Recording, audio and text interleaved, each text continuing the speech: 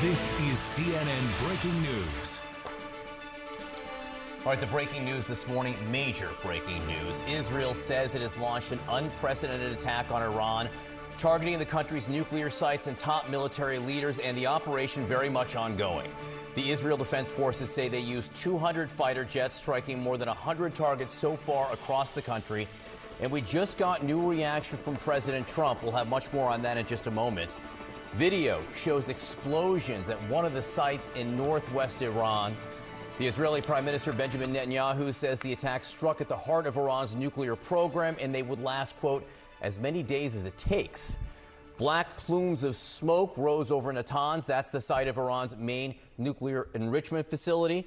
The country's atomic energy agency says the attack there caused, quote, superficial damage.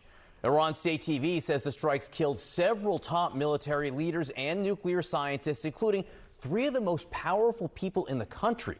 The commander of Iran's Revolutionary Guard, the country's highest-ranking military officer, and its former national security chief. CNN's Kylie Atwood now reporting that the Trump administration is still hoping that nuclear talks with Iran will go ahead as planned this weekend in Amman. That is according to 2 sources familiar with the matter. A U.S. official saying we still intend to have talks Sunday. And just this morning, President Trump is offering his first public reaction to this major escalation in the Middle East. CNN's Elena Treen joining us right now for the latest on that angle. Elena, what are you hearing from the White House right now? Yeah, this is the first official response we have gotten from President Donald Trump this morning. Came in just moments ago.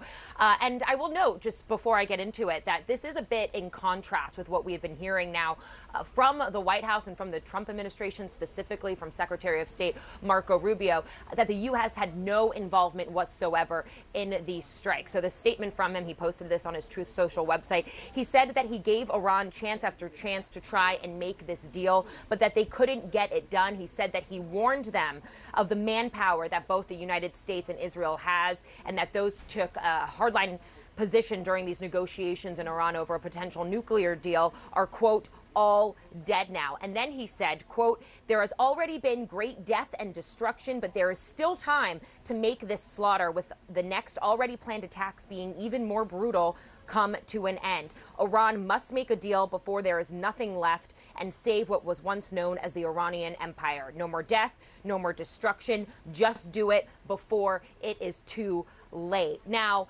Kate, you mentioned this, but Kylie Atwood reporting that they are still hoping to have this next round of talks on Sunday in Oman. I will note that it is very hard to see that the Iranians are going to want to do that at this point. But from our conversations behind closed doors with some of these sources, they are saying that they are hoping they can still move forward with a potential nuclear deal. They do want that to be really the way to salvage all of this before more attacks begin to continue. And you kind of heard the president himself reiterate that. Now, a few things I also want to point out is that we did hear from Secretary of State Marco Rubio yesterday saying, again, that the U.S. had no involvement in this and that Israel believed that this action was necessary for self-defense. But we do know as well that Trump administration officials, people here at the White House, they were given aware and told to prepare for these strikes. So they were bracing for this yesterday when we saw those first strikes hit in Iran. And I also know, when I reported this with Kylie as well, is that the president had convened a cabinet level meeting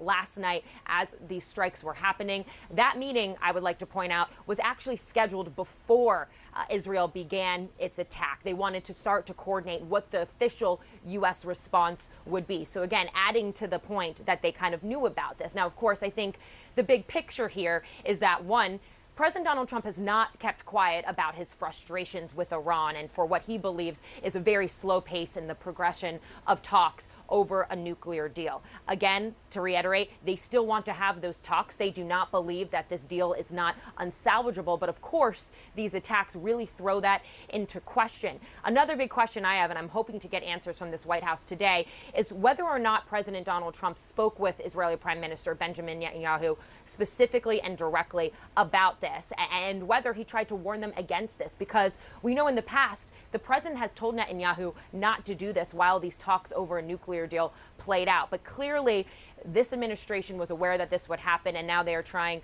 to make their response known in that they want these talks to continue. Joining us now, CNN Chief International Anchor Christiane Amanpour.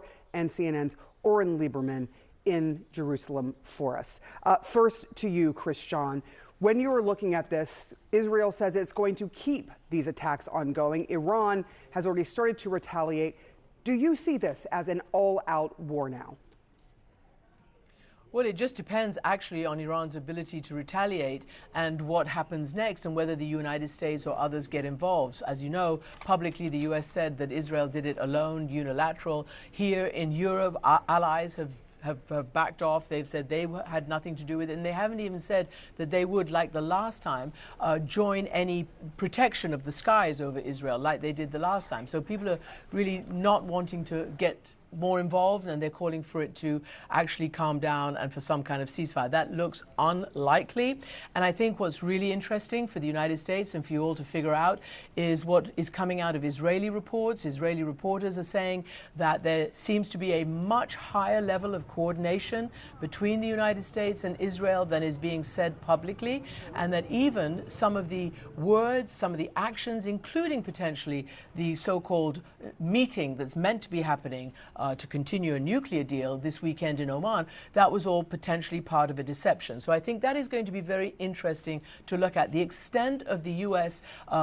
Action in this and permission. What we do know is that Prime Minister Netanyahu has been itching for this fight for years. And we also know that no other American president has allowed any Israeli prime minister to take this kind of action. This would be the first time that that this kind of action has been permitted or greenlit or whatever you want to call it by an American president. If you remember, the crisis stems from President Trump pulling out of the nuclear agreement back in his first term. From that moment when Iran was bound and had been verified by the international agencies to keep its uranium enrichment low, it started to produce at higher levels. And what appears to have triggered this movement now is two reports from the IAEA, which is the UN nuclear surveillance agency, which has said two things. One, that Iran has produced up to about 60%, which they believe is, significant, much more rapidly than they expected. And also, in a second report, said that Iran had not allowed them enough access, sort of stonewalling certain access. And that is what caused the latest, reports from the IAEA. Israel clearly believes that it had neutralized serious opposition, including from Iran. So far you've seen, and I'm going to say this because it's relative, only 100 drones have been sent in retaliation, but no missiles yet and no nothing. And also Hezbollah is not involved, Hamas is not involved, other Iranian proxies are not involved, in great part because they have been defanged. Israel apparently feeling that it, though, was reaching what they call, I believe, a zone of immunity, something like that, where something needs to be done before Iran is in a state of being able to do something without it being able to be pulled back. So this is very complicated. The Arab states, including those who made, agreements under the Abraham Accords with Israel, are all calling for calm, and we'll just see where it goes next. And by the way, it was the Persian Empire and not the Iranian Empire. In Iran right now, the president is making a speech on state television to call for unity and also, as he said, to raise Iran's head up. Clearly, this also presents potentially a matter of survival for the current regime. Back to you. Christian, thank you so much. Stick with us. Let's go to Oren Liebermann now. Oren, you've been covering this since the wee hours of the morning as this was playing out. I was watching you overnight. Is the attack over? The short answer is no, it doesn't look like it is. We've been here in the Bureau in Jerusalem covering these for the last 10 hours since the first wave of strikes occurred, striking the nuclear enrichment facility in Natanz and a number of other places across the country. That's where we see that 200 fighter jets hitting 100 targets. But it looks like that number may continue to grow. The IDF spokesperson just got on camera a short time ago and put out a statement where he said the Air Force continues to strike in Iran over the recent hours. And it was Prime Minister Benjamin Netanyahu who, in his first video statement, said this could continue for days. Israel has made clear that it has a number of goals here, including either destroying or degrading Iran's nuclear capabilities, as well as taking out Iran's top military and nuclear leadership. And that we have already seen play out. A number of Iran's top military leaders, including the head of the Islamic Revolutionary Guard Corps and the head of the Islamic Revolutionary Guard Corps Air Force have been killed as part of these strikes. The latter is significant because he was in charge of Iran's ballistic missile program, and that remains the great fear here, that Iran has the capability to launch hundreds of ballistic missiles at Israel that could overwhelm Israel's air defenses. And he was also responsible or led Iran's retaliatory attack against Israel last April. So he has been, or had been, I should say, in this sort of scenario, and was clearly very high on the list of Israeli targets as they went after, again, not only the nuclear facilities and the ballistic missile facilities, but the top of the military and nuclear leadership in what is frankly a remarkable sweep of strikes in terms of the numbers, the targets, how far spread across they are across pretty much all of Iran and in a number of neighborhoods in Tehran itself.